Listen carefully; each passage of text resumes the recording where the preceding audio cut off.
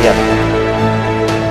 Yang saya hormati Kepala Perpustakaan Nasional Bapak Muhammad Safiya Bandung, kemudian para kepala dinas perpustakaan provinsi dan kabupaten kota, Ketua Forum Perpustakaan, penerbit, pengusaha rekaman dan yang hadir, serta seluruh undangan yang hadir baik secara daring maupun luring, Bapak Kapus Datin, Bapak Taufik Gani yang sudah banyak berkoordinasi dengan saya. Pertama-tama kita panjatkan puji syukur, walaupun sudah sore mudah-mudahan masih semangat, karena berkat rahmat dan hidayahnya kita masih diberi kekuatan, kesehatan untuk dapat terus mengikuti kegiatan ini, mudah-mudahan bisa sampai selesai di esok hari. Kemudian yang kedua, saya menyampaikan salam dari Bapak Kepala BSSN yang semestinya beliau ingin sekali hadir pada kegiatan hari ini, namun karena ada kegiatan yang tidak bisa ditinggalkan karena ada undangan kegiatan pula di Solo, sehingga saya diminta untuk menggantikan beliau menyampaikan materi yang akan saya sampaikan pada sore hari ini. Mungkin paparannya bisa dimulai.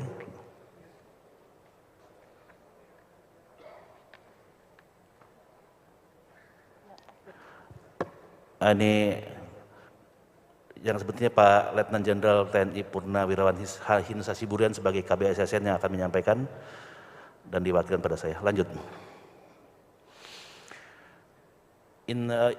Paparan yang akan disampaikan ini adalah keamanan informasi dalam ekosistem digital nasional oleh saya. Kebetulan saya dari TNI, Marskal Pertama TNI Budi Arleman. Lanjut.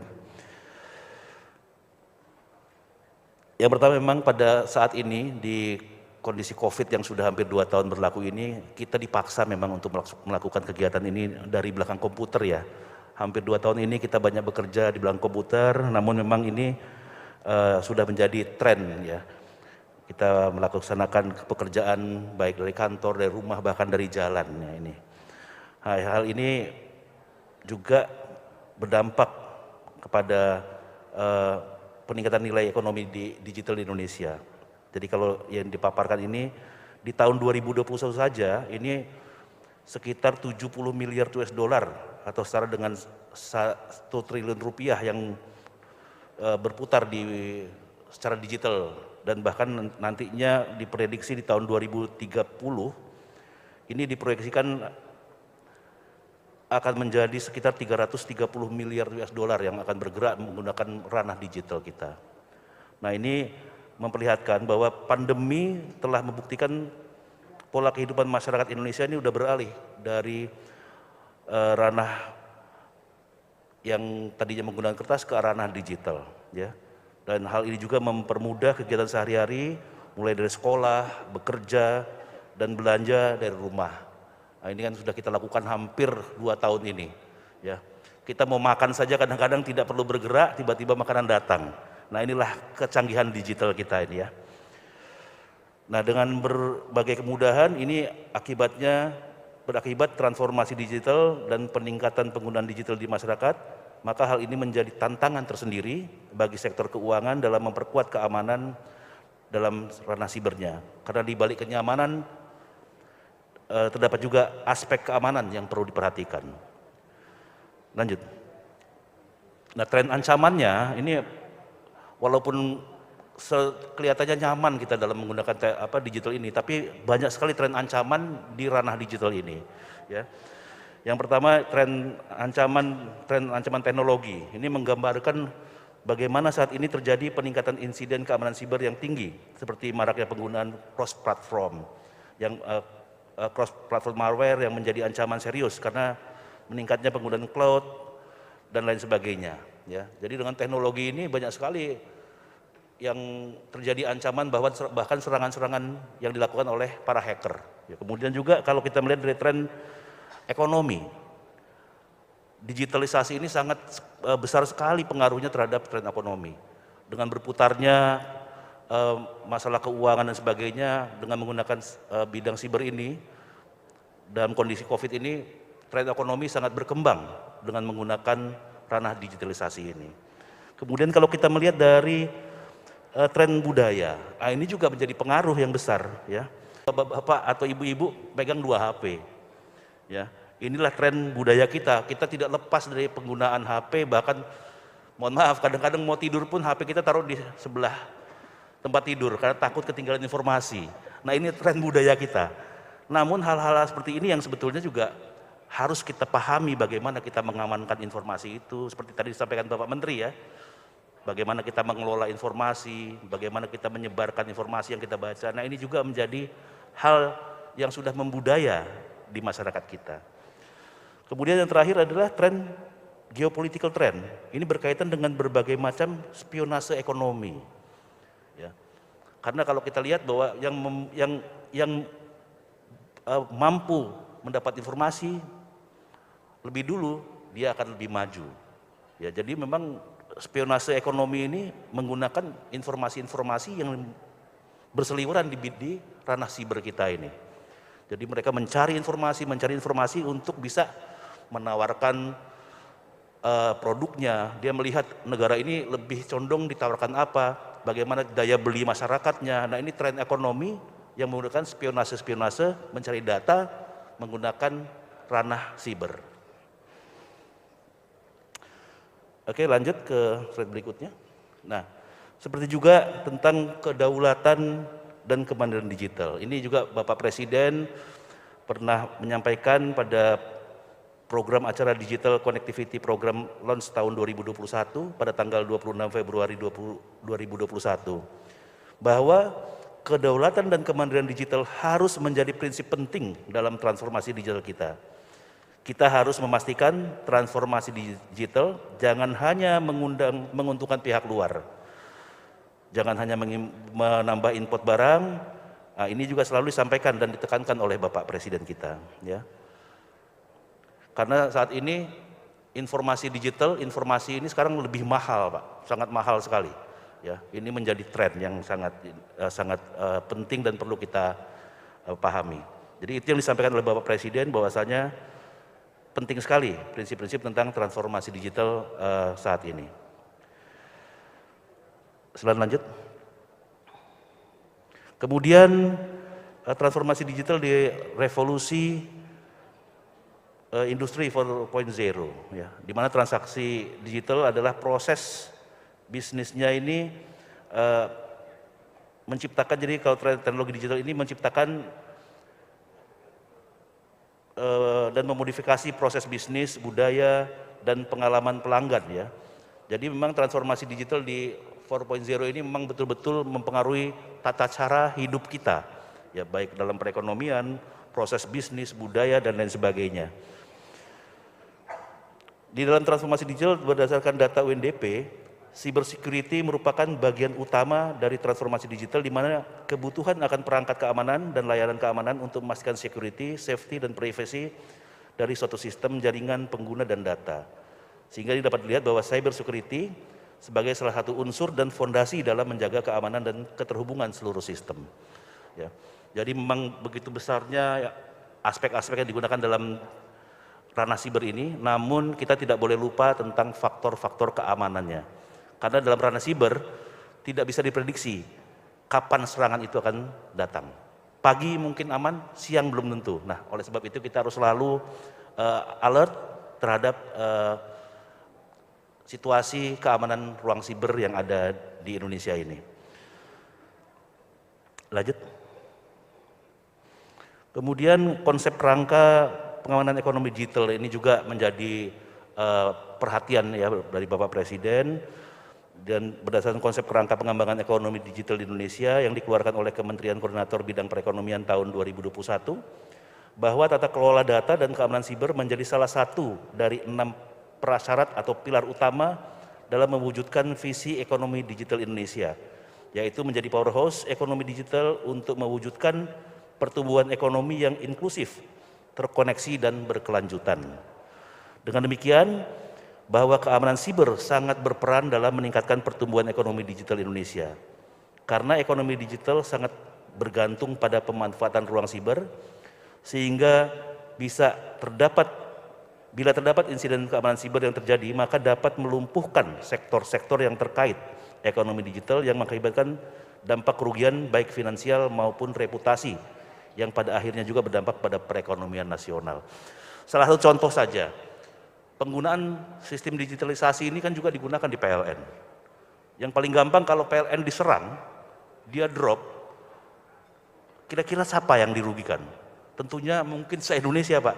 Bank tidak bisa beroperasi, kereta api macet, lampu-lampu di jalan itu juga bisa mati. Nah, ini sangat besar sekali pengaruh tentang kebutuhan siber dan keamanan informasi serta yang terkait dengan digitalisasi.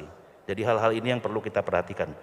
Karena dampaknya akan sangat besar terhadap perekonomian di negara kita. Lanjut. Nah, ini sudah saya sampaikan program dalam mendukung transformasi digital. Kalau kita berbicara masalah ruang cyber, BSSN di sini berfungsi pada ranah keamanannya. Ya, domain yang dikerjakan yang menjadi tugas BSSN adalah dalam ranah keamanan. Di mana berbagai upaya program kegiatan BSSN dalam mendukung keamanan transformasi digital adalah yang pertama adalah penguatan keamanan siber sektor keuangan, yakni dengan melakukan perluasan cakupan area National Cyber Security Operation Center, asistensi manajemen risiko dan lain sebagainya, termasuk pembentukan CISET yang sudah dilaksanakan juga di Perpusnas. Kemudian pengembangan SDM serta penyusunan kebijakan keamanan siber, yaitu dan mendorong terhadap rancangan undang-undang dan lain sebagainya, serta peningkatan kerjasama, yakni dengan melaksanakan kerjasama dengan instansi pemerintah, swasta, dan juga dengan kerjasama internasional di bidang siber. Lanjut. Strategi keamanan siber nasional, ya, di mana BSSN berupaya mewujudkan keamanan dan ketahanan nasional di ruang siber melalui strategi keamanan siber nasional. Jadi yang perlu kita pahami bahwasanya kalau di TNI itu ada darat, laut, udara yang mengamankan wilayahnya masing-masing. Nah, sekarang sudah ada lagi satu, kita mengamankan ruang siber. Ruang siber ini kalau udara itu ada batasnya, Pak. Darat ada batasnya, ya, ada batas-batas wilayahnya. Tapi ruang siber ini ruang tidak terbatas. Siapa saja beraktivitas di situ, kita tidak pernah tahu kapan dia beraktivitas, kapan dia menyerang, siapa yang menyerang, siapa yang beraktivitas. Sehingga dalam pengamanan ruang siber ini tidak hanya bisa dilakukan oleh satu stakeholder. Namun kita harus banyak berkolaborasi, berkomunikasi, sehingga BSSN pun melakukan pembentukan CISET di mana-mana, di semua stakeholder, baik pemerintah pusat, daerah, agar semua CISET ini berkolaborasi untuk bersama-sama bisa menangani tentang masalah keamanan siber ke depan. Lanjut tentang strategi keamanan siber nasional, ini juga sudah disampaikan tadi. Kemudian selanjutnya adalah multi stakeholder pada SKSN. Nah, salah satunya yang untuk kita menjadi tanggung jawab pemerintah dalam melaksanakan pengamanan siber ini, juga kita berusaha untuk melakukan pembentukan SKSN, ya, strategi keamanan sistem cyber nasional. Memang ada beberapa sisi, dari sisi pemerintah, kemudian dari sisi pelaku usaha maupun dari sisi masyarakat untuk melakukan keamanan siber ini. Lanjut. Kemudian selanjutnya adalah sistem pemerintah berbasis elektronik. Nah, ini yang sekarang sedang tren yang kita lakukan tentang SPBE, di mana dalam mendukung sistem pemerintah berbasis elektronik ini berdasarkan amanat Perpres nomor 95 tahun 2018, domain keamanan SPBE menjadi bagian dari peta rencana strategi SPBE. Adapun domain keamanan tersebut dimaksudkan terdiri dari tata kelola manajemen, kemudian keamanan dan audit, ya. Jadi domain keamanan SPBE ini memiliki peran yang sangat besar dalam mewujudkan aturan turunannya sehingga implementasi SPBE dapat berjalan dengan baik tanpa adanya gangguan keamanan siber yang dapat berdampak pada terganggunya layanan publik. Nah, ini SPBE ini memang sedang gencar-gencarnya kita lakukan.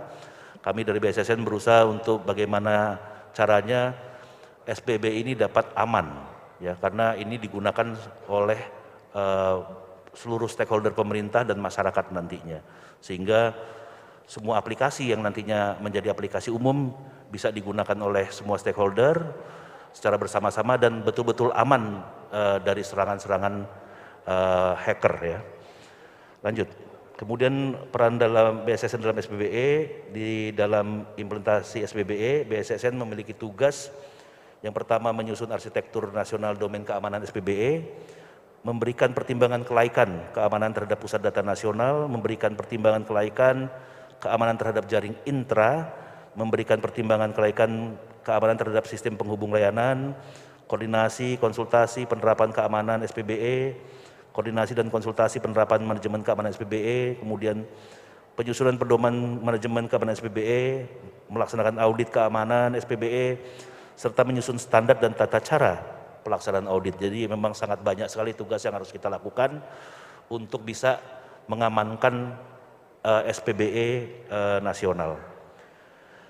Kemudian untuk mewujudkan itu, BSSN juga telah mengeluarkan peraturan nomor 8 tahun 2020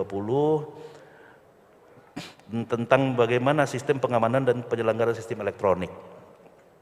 Ya, ini tentunya untuk mendukung kegiatan-kegiatan yang terkait dengan pengamanan SPBE. Selain itu lanjut, kita juga sudah mengeluarkan peraturan BSSN nomor 4 tentang pedoman manajemen keamanan informasi SPBE. Jadi BSSN sudah mengeluarkan 2 pedoman ini. Nah, ini tentunya kalau ini diterapkan dengan baik, ya harapan kita diterapkan dengan baik, harapannya SPBE nasional ini bisa benar-benar aman. Tapi tentunya ini perlu proses, perlu waktu untuk pelaksanaannya. Lanjut. Nah, ini sedikit Pak Taufik tentang profil Perpusnas. Ya. Ini terkait dengan peraturan nomor 8 dan nomor 4 tadi tentang keamanan SPBE, ini saya sampaikan juga nih. Ini kita ambil tentang profil sistem elektronik yang dimiliki Perpusnas. Diketahui bahwa seluruh server dan sistem elektronik yang dijalankan oleh Perpusnas berada total semuanya ada di Indonesia, ya, tidak menggunakan yang ada di luar negeri. Berarti Perpusnas dapat mengelola dan melindungi data-data berklasifikasi di wilayah kedaulatan Indonesia. Perpusnas menggunakan network provider dari Indonesia dalam menyediakan jaringan internet yang menghubungkan antar server dan kliennya. Sebagian besar server dikelola sendiri oleh Perpusnas, sedangkan server lainnya di hosting di provider lain. Lanjut. Kalau dari apa yang kita scan ini, Pak, Perpusnas memiliki sekitar 103 domain dan subdomain. Nah, ini mungkin yang perlu diamankan karena ini terhubung ke pemanfaat-pemanfaat yang ada di Perpusnas ini di seluruh Indonesia. Karena satu saja subdomain kita yang tidak aman, dia bisa masuk melalui yang tidak aman itu. Karena hacker ini akan menyerang dari rantai yang paling lemah. Terkadang kita lupa ada subdomain yang sudah tidak kita gunakan, kita lupa tutup, justru diserangnya dari situ. Nah, ini dengan kita mengacu pada Perban 8 dan Perban 4 BSSN, mudah-mudahan ini bisa diminimalisir hal-hal yang seperti ini. Lanjut. Dan juga kita sudah berusaha untuk menyusun tentang urgensi RUU ketahanan dan keamanan siber. Ya. Jadi karena kejahatan siber ini semakin meningkat dengan perkembangan teknologi dan tidak dapat dipungkiri bahwa kerugian akibat kejahatan siber jumlahnya juga sangat banyak.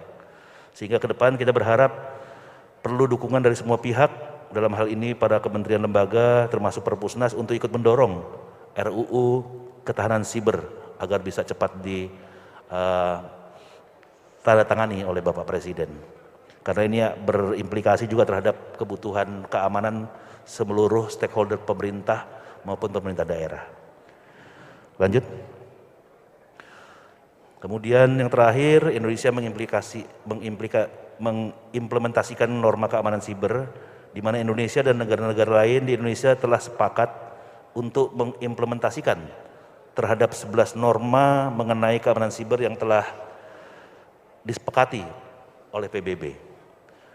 Norma ini merupakan norma sukarela dan tidak mengikat yang dapat diaplikasikan oleh setiap negara dalam menjalankan dan mengimplementasikan norma-norma di ruang siber.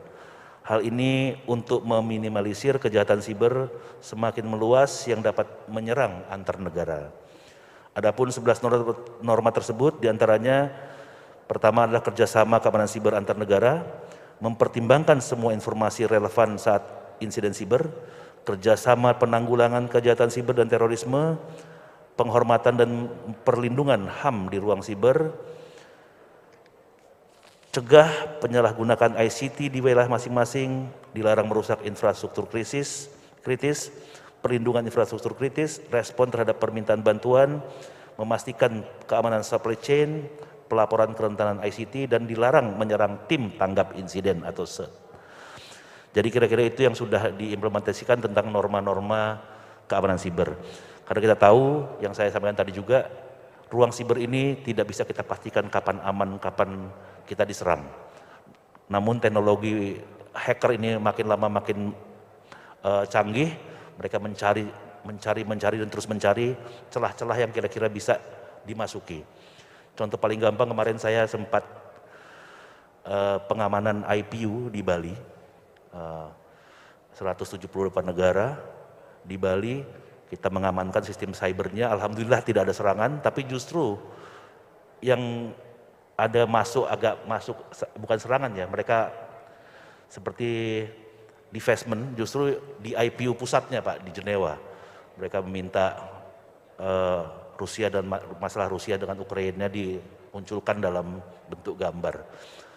Nah ini hal-hal seperti ini, mereka mencari, susah masuk, mencari lagi yang lain, mencari dari celah yang paling rentan, yang paling lemah. Ya, jadi terkadang kita lupa dari semua aplikasi yang ada, ternyata sudah tidak dipakai, kita lupa menutup, dan mereka masuk dari situ sampai bisa ke pusat. Nah hal-hal ini yang perlu kita antisipasi, dan tentunya ini menjadi tugas BSSN untuk tetap bisa berkoordinasi, bisa berkomunikasi, dan berkolaborasi dalam pengamanan siber nasional. Mungkin itu saja yang dapat saya sampaikan, mudah-mudahan ini dapat memberikan informasi kepada rekan-rekan semua. Terima kasih. Wassalamualaikum warahmatullahi wabarakatuh.